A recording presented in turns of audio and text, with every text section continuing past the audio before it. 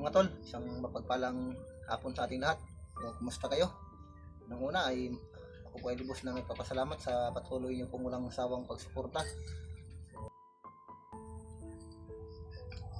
Ay, kape muna tayo mga tol.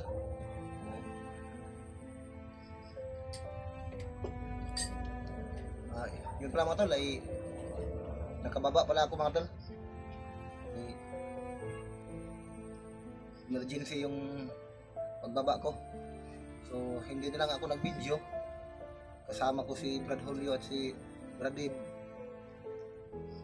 para mas mabilis kami makalabas doon sa kagubatan. Ay hindi na kami nag-video mga tol. So si Brad Dave at si Brad Julio mga tol ay bumalik na po sa gubat nung time na kasama ko sila. Gusto ko sana sabay muna kami, pero kaso medyo matagalan pa ako mga tol dahil yun nga ay pinuntahan ko yung dalawa kong anak, yung dalawa kong estudyante. So nagpapasalamat din ako sa dalawa kong kasama na napaka maintindihin ng dalawa mga tol, si Dave at si Brad Julio.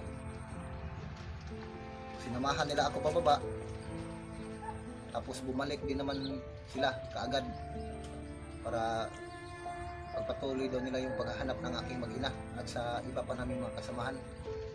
Dahil alam din ni Brad Dave at ni Brad Julio na yung iba naming kasama ay umakyat na po sa bundok.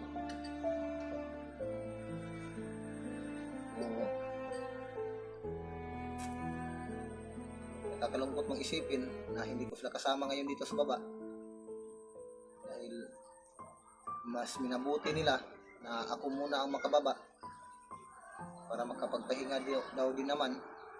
Mas gusto ko sana kasama ko silang dalawa para sabay kaming tatlo na umakyat muli.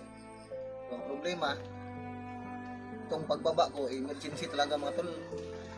Kung sasama silang dalawa sa akin, so mas bubli gastos na mga tol. Pangalawa, wala din pang allowance yung mga kasama ko. Tapos malayo pa yung biyahe ko mga tol.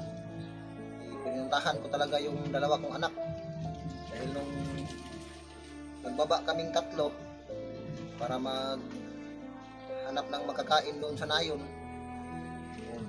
baba sana kami sabay-sabay, kaso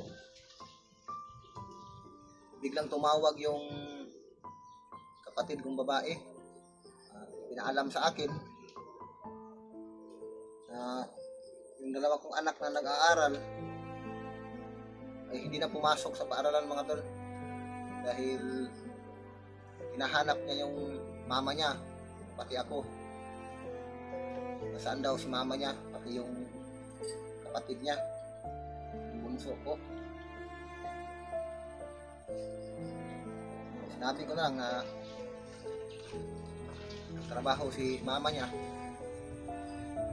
tapos kapatid nila ay nandito sa lula niya, iniwan ko dahil hindi na pumasok daw sa paaralan yung dalawa kong anak mga tol. Dahil nalulungkot din yung mga anak ko dahil hinahanap nila kami at daw hindi nila nakita yung mama nila. Kaya yun, pumunta ako agad doon sa bahay ng aking ina para makita ko din naman pati yung mga anak ko, makita ko yung kalagayan nila. So, actually mga tol ay kakauwi ko lang po, doon na ako galing sa kanila. So andito ako ngayon sa aking tahanan para magkuha ng mga pwede kong dalhin dahil hindi ako pwede magtagal, ay babalik ako kaagad doon sa kagubatan dahil yung usapan namin ni Dave at ni Julio sa pagbalik ko ay sasalubungin nila ako, pero hindi lang sila masyadong mayo para agad kami magkita. Gusto din naman ni Dave at ni Brad Julio na ako na lang daw ang bababa dahil importante yung pupuntahan ko. wala naman daw silang gagawin dito sa ibaba. So doon lang sila nagpaiwan sa gubat. So, actually ay sabay-sabay talaga kaming tatlo na bumaba. Pero ako lang nagpaiwan dito mga tol, sila bumalik na kaagad doon sa kagubatan. So susunod din naman ako mga tol. So hindi ko lang sasabihin dito kung kailan ako magbalik sa kagubatan. So yung bayaw ko, sila Bads, ay nakontak ko sila. So, alam nila na nandito ako sa baba. So, pinuntahan ko yung pamangkin nilang dalawa, yung anak ko na nag-aaral. Pinumusta ko naman doon. So, dahil si Dave at si Brad Julio ay kaya sinabayan nila ako pagbaba. Medyo lumala kasi yung sugat ng paa ko mga tol. Yung time na nahulog ko sa bangin, yung pagtalon ko, nasugatan talaga yung ano ko, paa. So kasi na naman kaya ko namang maglakad. Medyo ano lang siya, parang namaga ng kunti.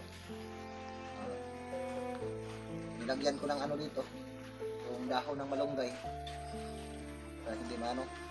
Tinakpan ko na lang para hindi maano dapuan ng langaw. Dumating ako sa bahay, galing ako nung sa ina ko around 5 PM. Ngayon alas 6 na ng hapon. So, hindi pa maganda ang panahon, umuulan na. Hindi ako magtagal dito mga tol. Basta katapos nito aalis din naman ako dito. Umuwi lang ako saglit dito sa bahay para makuha ko yung mga ibang gamit na kakailanganin ko doon sa gubat.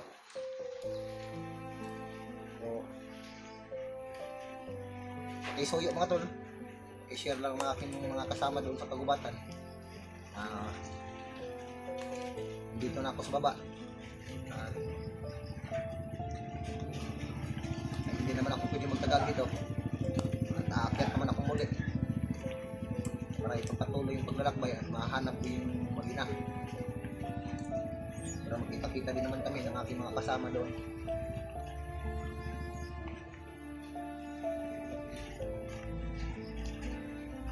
Problema natin ngayon, wala na.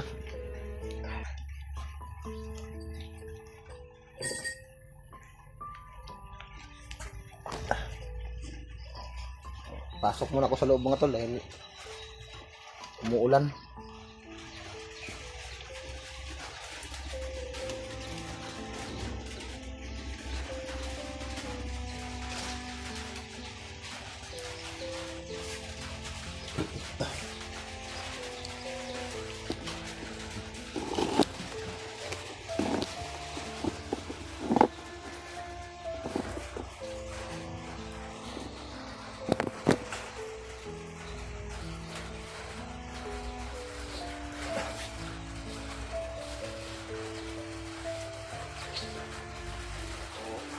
Hindi lang ako nagtagal doon sa bahay na aking ina mo tol. Tapos hindi rin ako nagtagal doon. O hindi na lang ako nag-video doon sa bahay ng aking ina. Hindi na ako nagkuha ng video doon sa mga anak ko. Pati yung pagbaba ko mga tol hindi na kami nag-video. Yun nga, katulad ng sinabi ko kanina, uulitin ko na lang. Si Brady at si Brad Julio ay muli nang umakyat at ako ay nanatili dito muna sa pansamantala dito sa baba dahil sa kalagayan ng aking mga anak. Yung dalawa kong anak na nag-aaral ay hindi na pumasok dahil hinahanap nila kami. Aking tuwa ng aking mga anak na malaman nila yun pala na bakit hindi nila nakikita kung yung mama nila. So, sinabi ko kanina na nagtatrabaho yung mama nila. Hindi naman masyadong mag-alala ng dalawa kong anak.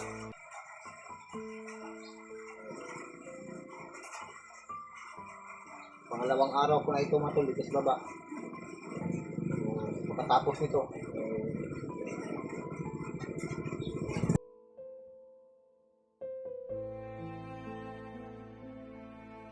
babalik naman ako kaagad doon sa bundok na doon. Pumunta talaga ako dito sa bahay mga tol para makita ko din naman yung kalagayan dito sa bahay.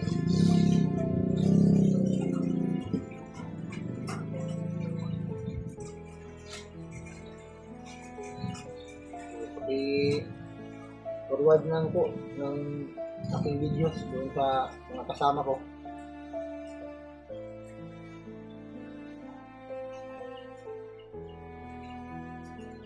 Sana hindi magtagal itong ulan. Kasi ano na, para makaalis din ako ngayon mga tol. Yung sugat ko sa paa, kaya ko namang ilakad mga tol. Yung time na yun, kaya nasugatan yung paa ko kasi nagsinilas lang ako mga tol. Nandun ako sa gubat.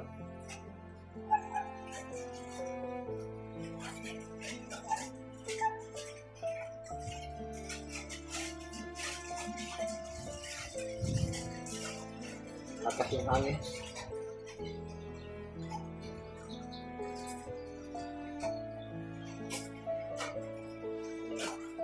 Pag malakas yung hangin mga tol, yung tubig ng ulan ay medyo ano dito, papasok ng tubig.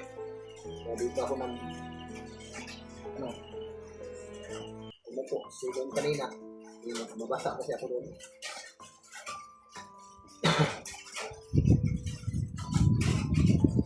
Medyo tahimik dito mga tol. Ay, kasi yung mga kapitbahay ko dito sa mga tahanan nila.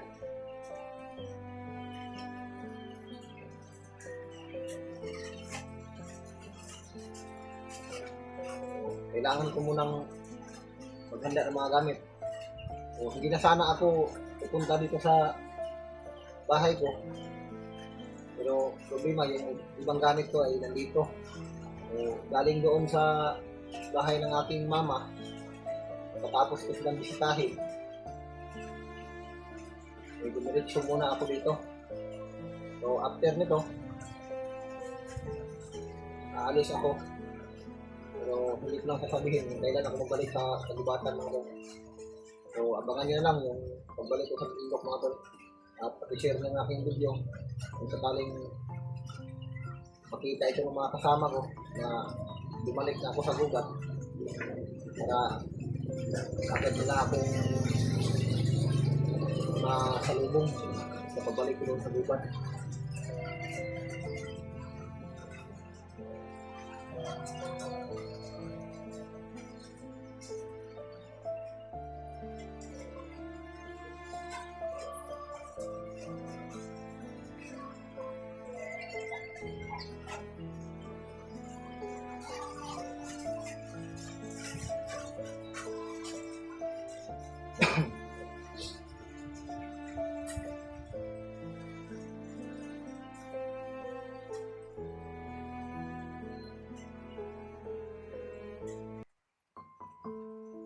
Problema ko mga tol, yung pagdating ko sa bahay, yung aso ko wala na dito.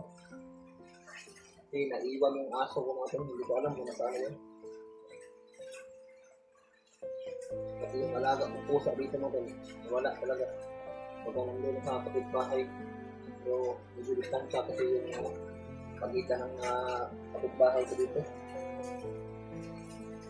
Yung mga kalahating oras na ako dito, wala nang pagdating ko, hindi ko nakita hanggang ngayon yung aso ko.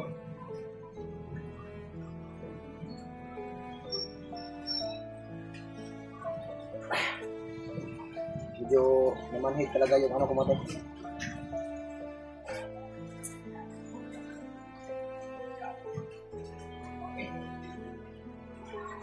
Medyo namanhid tong ano ko sa kanang paa ko mga tol. So, nilagyan ko naman ng ano ko, nilagyan ko ng sili, hinugasan ko, nilagyan ko ng sili.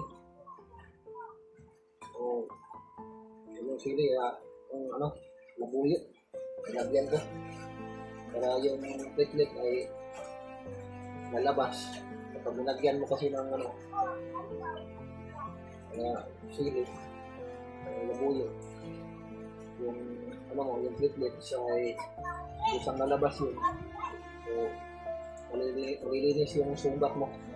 Yung mga dumi na nandun sa sugat mo ay itulak ng puting dugo o yung platelets mo. Kaya maramihan ko ng pagkalagay ng sili. Tapos, nilagyan ko din ng dako ng malunggay. Tapos, tinakpan ko para hindi dapuan ng langaw. So, uulitin ko mga tol. Naway, huwag sana kayong magsawang sumuporta sa akin at ako ay lubos na nagpapasalamat sa inyo. Ingat po kayo parati. God bless po sa inyo. Maraming salamat. Magandang hapon sa ating lahat.